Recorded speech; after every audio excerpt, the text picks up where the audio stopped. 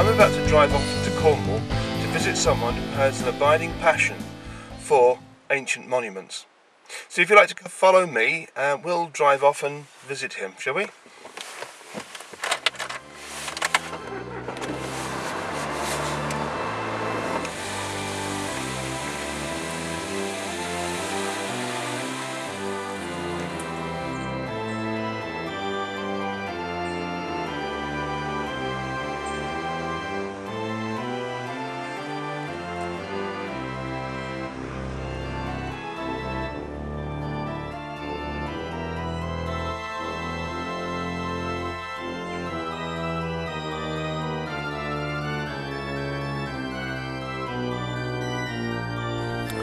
I'm standing underneath a Romanesque portal on the west end of St German's Parish Church, situated next door to the grounds of the Port Elliott estate. And today I'll be talking with Dr. Clive Easter, a church monument historian.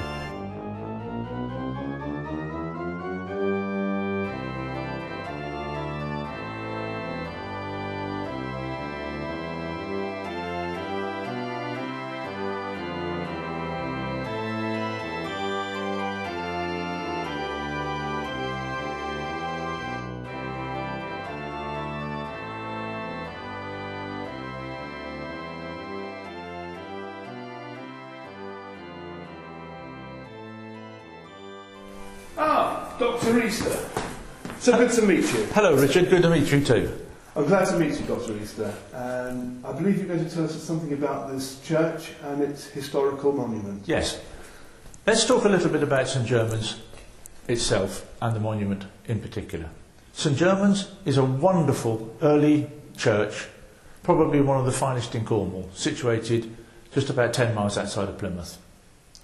The church itself has the magnificent Romanesque portal that we saw earlier, but inside there is evidence of very early work, especially in the capitals of the nave arcade and some of the arches under the tower.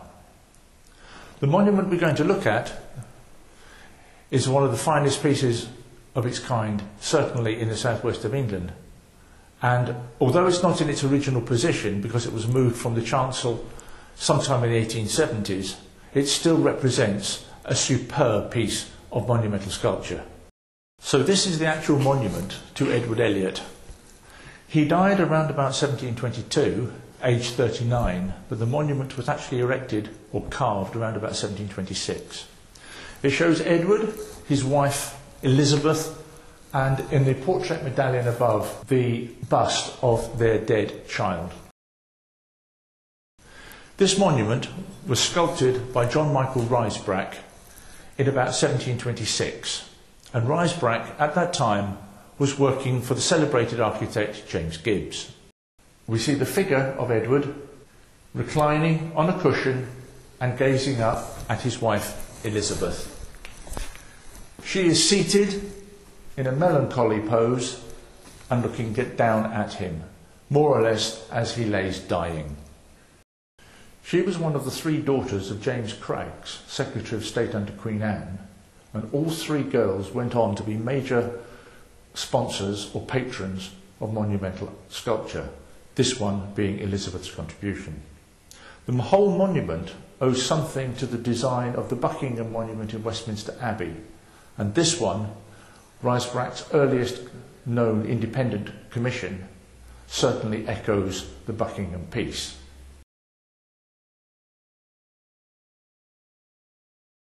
The figure of Edward Elliot we see wearing Roman dress, and this is one of only two monuments in the region to show this feature. And the obvious question is, why? The actual design itself, the costume itself, originates from the court masks of Inigo Jones before the English Civil War, and was made popular in France in particular by Louis XIV, the Sun King. In England, its use is first recorded by James II, and its use in monumental sculpture dates from around about the 1690s onwards. The reasons for the use of this particular costume are concerned with issues of social status and the fact that they believe that the wearer is adhering to the moral and civic duties and social obligations as were believed practiced in ancient Rome.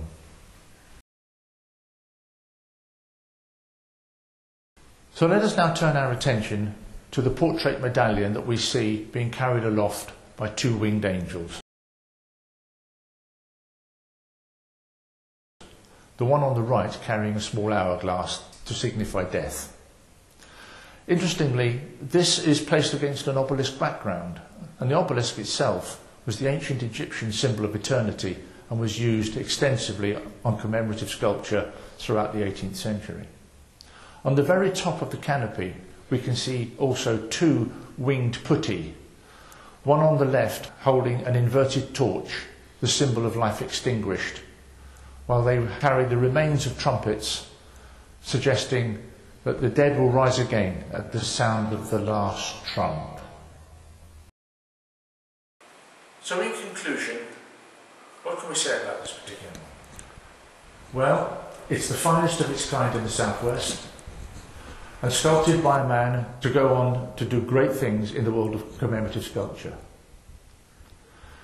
The fact that it is made of marble makes it expensive, and the subliminal messages contained in the costume and the style of the monument suggest that it is absolutely up to date in the expression of ideas, sentiment, grief, pathos and death. Well, thank you, Dr. Easter. That was very informative, and I very much appreciate your time to come and talk to me today. Thank you very much. Thank you, Richard. I've enjoyed it.